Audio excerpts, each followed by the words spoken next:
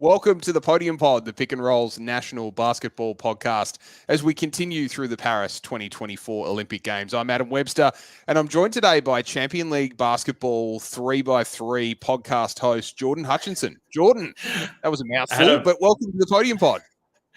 Thanks, mate. That was a bit too much of a rap, but I'm glad you received my checks in the mail, and it's paying off. Hey, it's a pleasure to have you on because we've been all in on the Boomers and Opals campaigns and doing a lot of post-game streams, and they're big 2-hour events, 2.5-hour events with a lot of build-up and a lot of wash-up. 3-on-3 basketball is something that we haven't talked about a lot on the show, so I want to get right into a lot of the different permutations of the sport, the way that 3-on-3 sort of works for those who don't have that experience and depth of experience in this type of basketball. But I want to start with you. And I want to start with your journey. I want to start with how you got involved in 3-on-3, what your experience in 3-on-3 is, and why you've fallen in love with it. Yeah, no, it's an easy answer. I've played basketball my whole life and various levels, and I got the opportunity to play on Australia Day back 8 years ago, a tournament that Champion League Basketball CLB put on. We rocked up, my friends, myself, I'm a teacher, play a lot of basketball, and we got the chance to play 3x3. We turned up, and Dave Buer is there, the Australian coach at the time, and the only other two teams there were the current Australian men's roster. You had Simon Conn on it, you had Tommy Wright on it, you had Andrew Steele on it. And it was 40 degrees.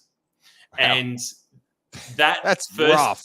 That first introductory tournament, we had the water splashing on us. We changed the 10-minute game to 8-minute games. But 3x3 is basketball at its purest. And I learned that very quickly.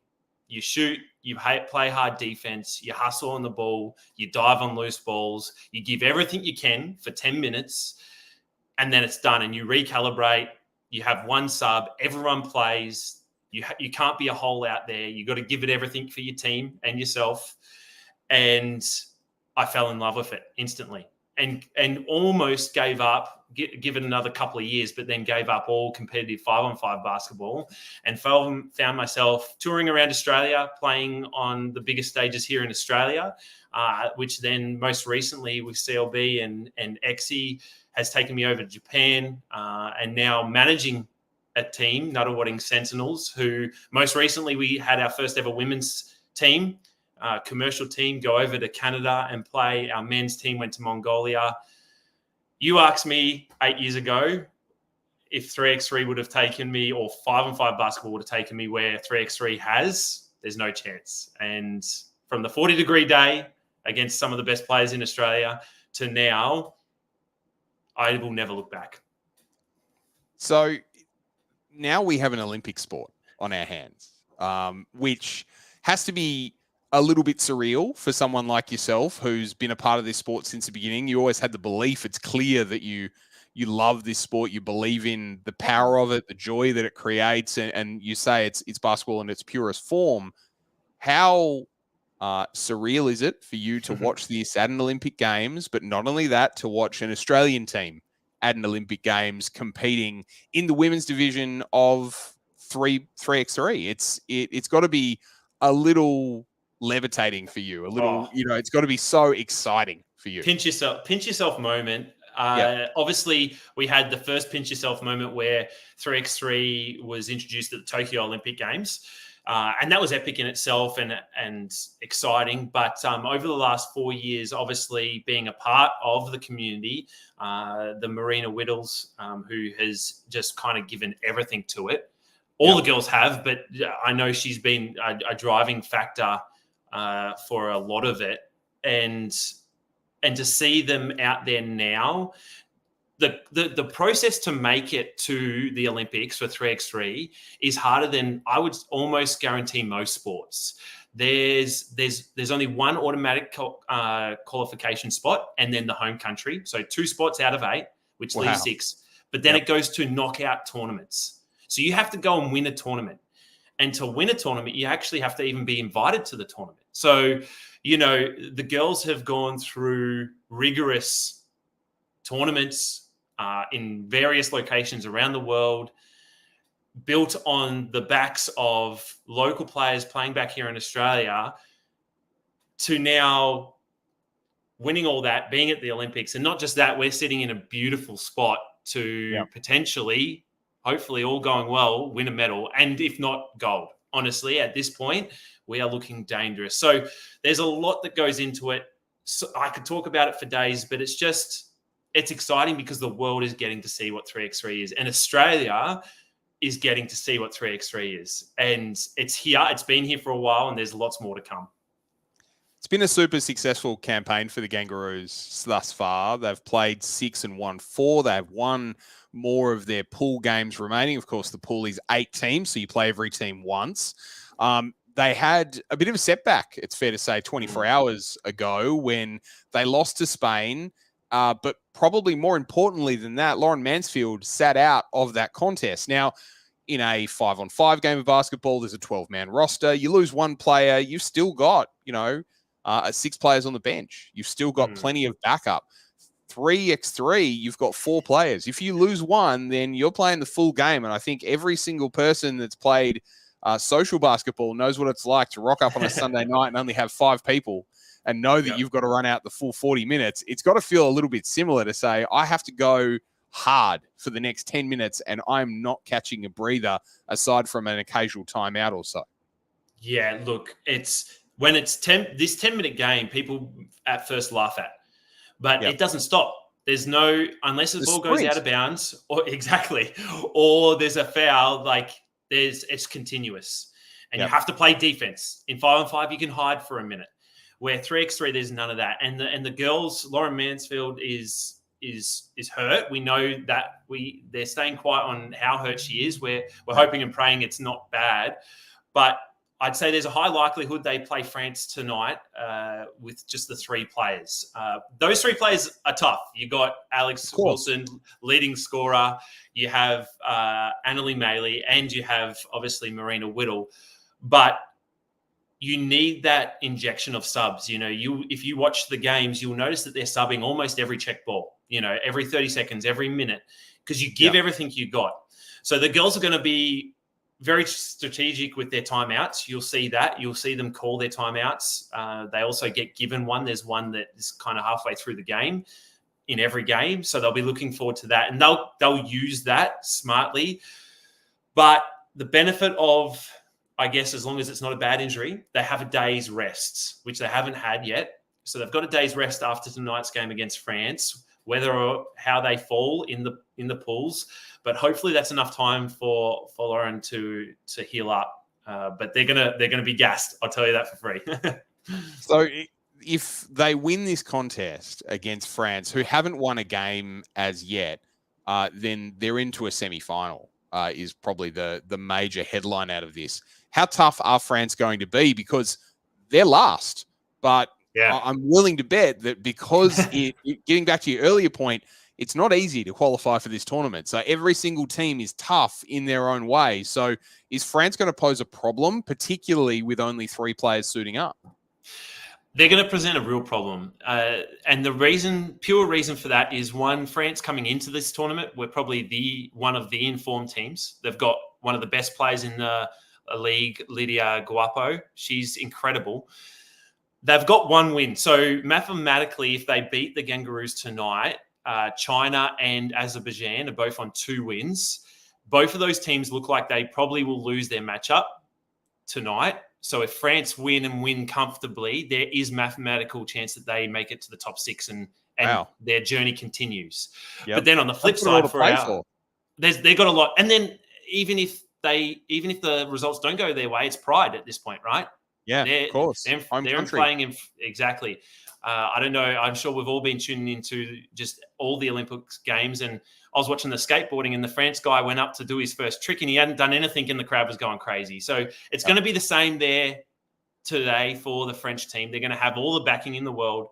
They're going to have most likely a lot to play for. But then on the flip side, we have the Gangurrus, most likely down a player, but knowing if they win their game against France and one other game goes their way, they will finish second, meaning that they go straight to a semi and almost They're touching a medal, whatever medal that may be. Obviously, we're all hoping for gold, and there's a high chance for that as well. But winning this France game is huge.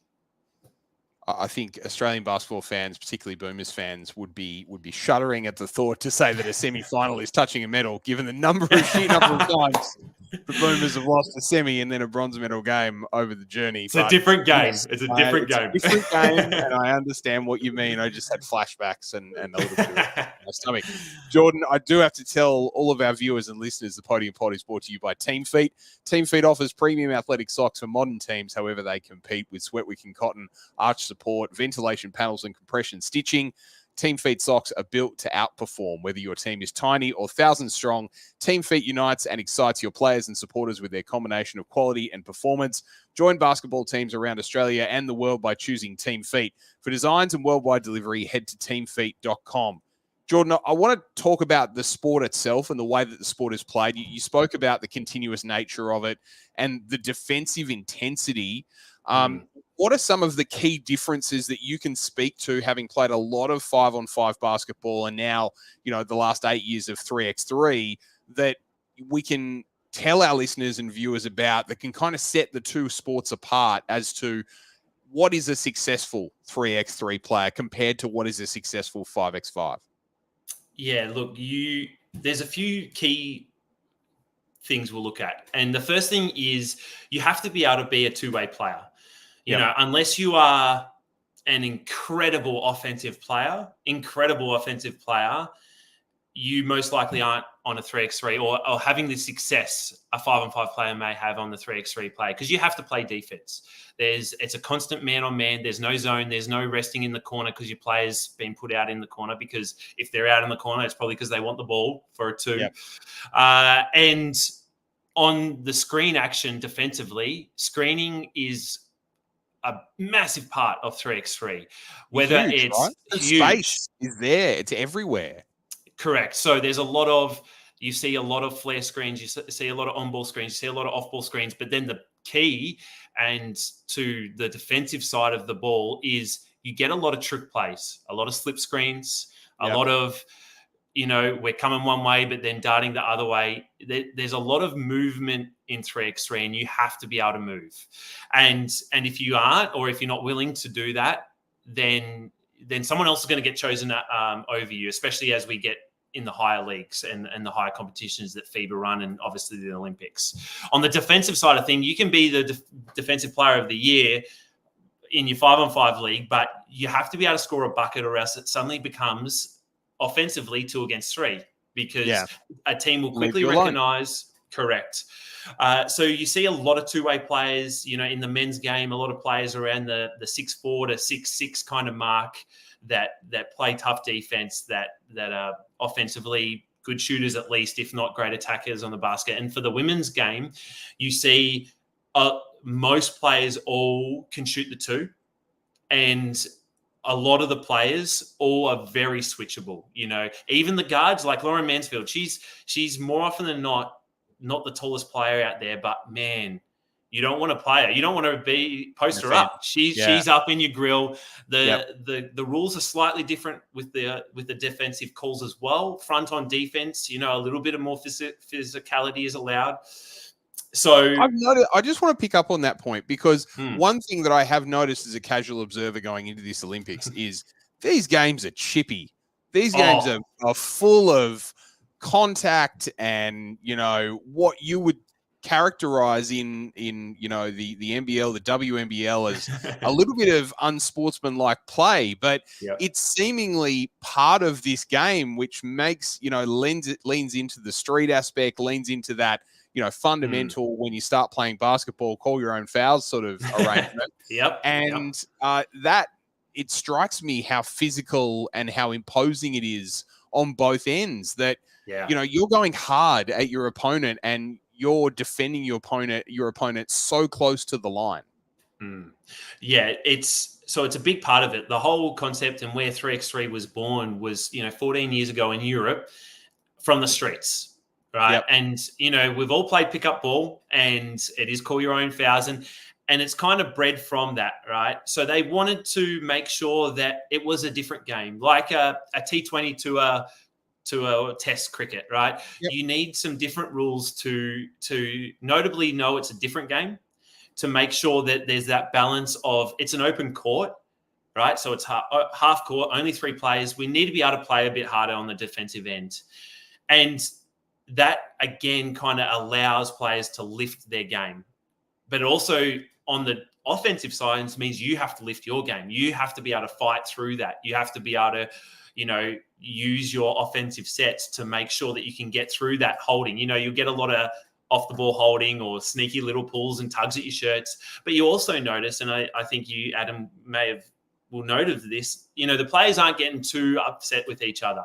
It's 3x3 has a community behind it, and a lot of people know each other, and you give it all out there, and there might be the odd flare up and whatnot, but everyone just plays hard, and it promotes playing hard and playing for each other. Yeah, there's a level of respect and restraint, I would say, that is on display at all times. And I watched the game against Spain yesterday, where Anneli Maley was seemingly just completely shoved out of the action a couple of times, and you could see the frustration on her face. And I think we've all been there. Anyone who's played basketball has been, physically taken out of the contest in a way that you wouldn't assume is necessarily all that legal. But she took it on the chin and just kept playing through it. And obviously they ended up losing that game to Spain, who are currently second in the standings. I want to talk about Spain and Germany. This is something we discussed before we went on the air.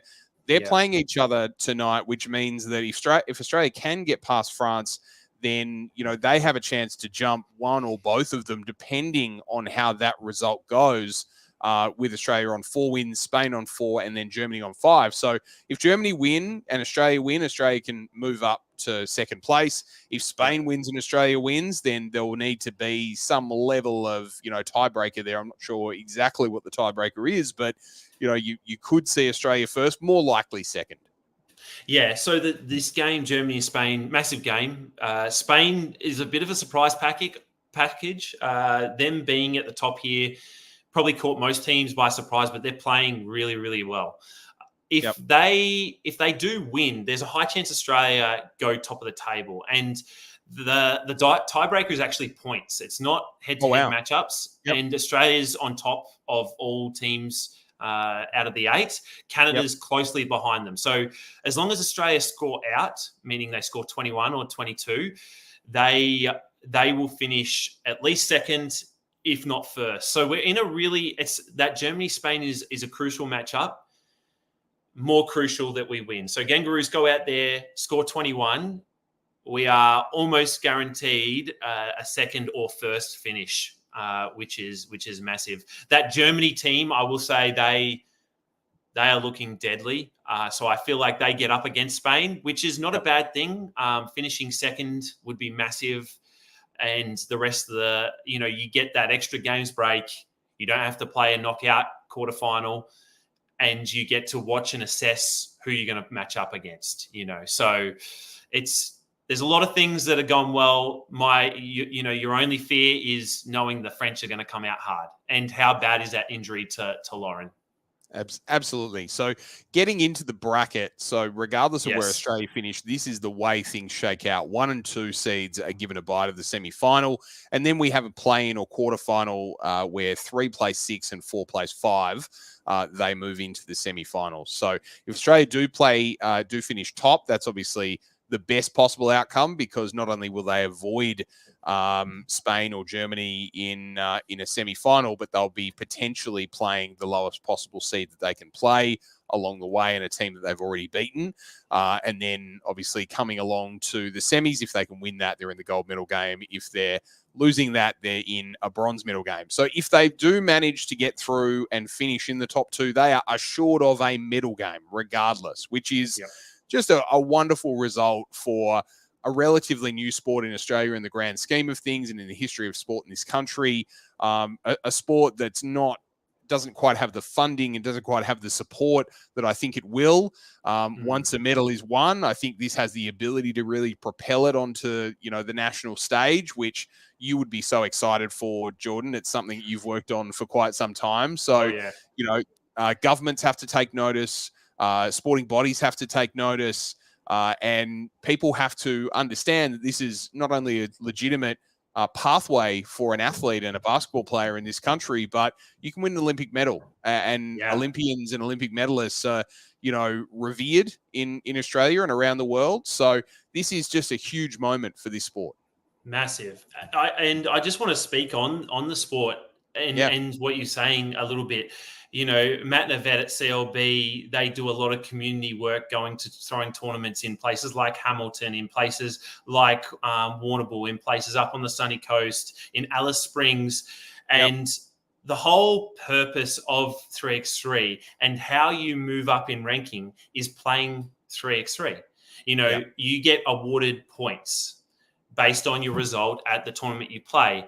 And the more you play, the higher your rankings are. It might sound silly, but, as someone who's a 30-year-old man who's loves to still play, but definitely not at the highest level anymore, I'm still ranked in the top 30 of Australia. I still help Australia's ranking go towards national tournaments. And then on top of that, for your players that are maybe towards the end of their 5-on-5 career or early in their 5-on-5 career, but see that maybe, the NBL is not quite where they're going to get to, for whatever reason that may be, there's opportunity in 3x3 because there is money in 3x3. I'll put a very simple example is we sent our girls to Canada a couple of weeks ago, and they went and played in Canada for 5 days. They came home. They finished third, which is a massive result for our first tournament. And, for being on the women's series, FIBA throw out a lot of money. They come home with $10,000 as a team. Wow. And FIBA's done a really good job of making the men's and the women's even. The prize money is almost even. It's a multi-million-dollar US dollar world tour for the women's, same as the men's. The ball is a size 6, weighted at a size 7. Everyone uses the same ball, and it just evens everything. There's money for everyone. There's opportunity for everyone. Here in Australia, there's tournaments starting to build up in the community. We run our club out of Nuttawading Christian College. Our students, we're the only school in Australia that we're our sole focus. We have a basketball academy on 3x3. And we're competing with your highest level basketball, your Box Hills, your Templestows, your Buricks at state level competitions because our kids just play 3x3. Play, love it, and getting better and better. And no one's sitting on the bench. No one's waiting for their turn. They're all enjoying it. They're running around. And it speaks volume to what I think will continue from these Olympic Games, what this Gangurrus team is going to achieve and has already achieved.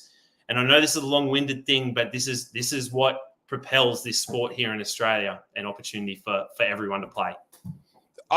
The more that you're talking about this, the more I'm thinking about the different ways that this could unlock the ability of more people to get involved in the sport. And particularly people, I'm in my late 30s, coming to the end of the time that I'll be playing significant social basketball. But I'm thinking to myself, I could grab 2 friends and, go in a local tournament. And, if I'm against people similar age, similar skill set, then that could be quite fun. That could be something that you could do on a weekend. It could be something that could be offered by different facilities.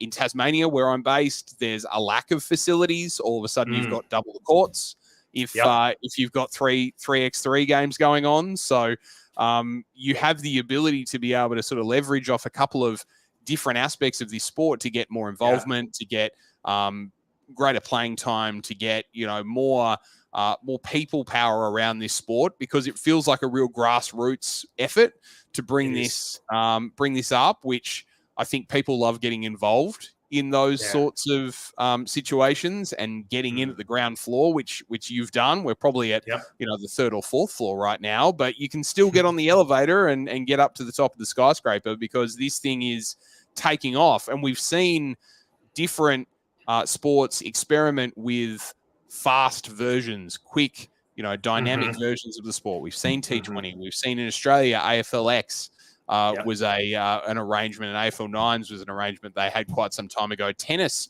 has had their own permutation of a fast version of the sport. People are, trying to develop different versions of the sport that suit the current social media climate, which is quick, fast content. And 3x3 obviously lends itself extremely well to that. So what is the next step for 3x3 in Australia? So let's say, the girls are standing on the podium, not sure what the color is. Let's not worry about it, but they've won a medal. Let's say that happens. What is the next step for this sport? Where does it go? How do we get, more involvement everywhere? Because I'm looking around Tassie and thinking there's no Let's 3x3 in Tassie. Like, when can we get that involved? Yeah. No, look, it's the first thing I'll say to all the viewers is jump on FIBA 3x3. Play FIBA 3x3. It's where you create your little profile. It's an email. It's a number. And you can go into Advance and search Australia. And it will give you every single event that is happening in Australia currently right now. And it's super easy to be able to see, hey, what's coming up next? So that's the first step. Go and create yourself a profile. Once you play in a few tournaments, you can see you're ranked 2,000 in the world or whatever it is. And that's a cool little thing, but you can see what's coming up. On top of that, I truly believe it's on clubs, it's on personnel that hear about 3x3. You may be hearing it for the first time now. Ask the questions. Hit up Champions League basketball on social media. Hit up the Gangurrus on social media. Hit up any form. Hit myself up. We run tournaments, multiple tournaments all throughout the year, and it's everyone can come and play. And it's making sure that we continue to progress this from the podium that our girls hopefully and soon win, and making sure that, like you said, the grassroots continue to grow. And for Tassie, we'll come over. That's the thing. Like, it's a community-based thing, and we support each other. When I first started to play, me and my mates would jump in a car and drive to Adelaide for the weekend just so we could play. But we'd do that, and the team would hear that from Adelaide, and they'd put us up somewhere. I've been to where have I been? Alice Springs and helped run tournaments there, and it's about building a community and helping support each other. So if you're interested in 3x3, please ask the questions to Adam and Pick and Roll, and they'll pass you on to the right people. And if you want to run your own event, it's like you said, you only need half a court. It might be your local, outside you have the public park has a half court. You can run a tournament there. You can run a tournament, advertise it, put some posters up, and start the process now, because you won't be disappointed. It's the chance to play basketball. That's what we want to do, right? When we turn up to a domestic game, we want to play, and we still do it when we're in our 40s and 50s, and we do it when we're 6 and 7. So just ask the question, get the league started in your own area, and ask for help, because that's what we're here for. Well, it's going to be a really exciting finish to the 3x3 tournament as part of the Paris 2024 Olympic Games. Jordan, we really hope that the Gangurrus are as high on that podium as humanly possible, but really appreciate you jumping on the Podium pod today. It's clear your passion for this sport, your desire to have this sport in, everywhere that we can possibly see basketball. We should see permutations of 5-on-5 as well as 3x3. I think this is an opportunity that we have across the Australian community to expand the reach of the sport as well to more fans and more people and more participants. It's brilliant, and you will, I'm sure, continue to be at the very forefront of that. So thanks for being on the Podium pod today. My absolute pleasure. Thanks for getting us on, Adam. And let's go. I've got a good feeling that our only threat is Canada. So I could be completely wrong, but that's my tip. Canada and the Aussies playing out for gold. We've already had some tough times against Canada in this tournament for the Boomers and the Opals. So let's hope the Gangurrus really turn that thread around on its head and end up with a medal. For Jordan, I'm Adam Webster. Thanks so much for being with us. We'll be with you for the remainder of the Paris Olympics, however long the Boomers and Opals and now Gangurrus go. We'll see you again next time. And thanks for tuning in on YouTube. Make sure you like, subscribe, and download the podcast as well. Thanks, and have a great night.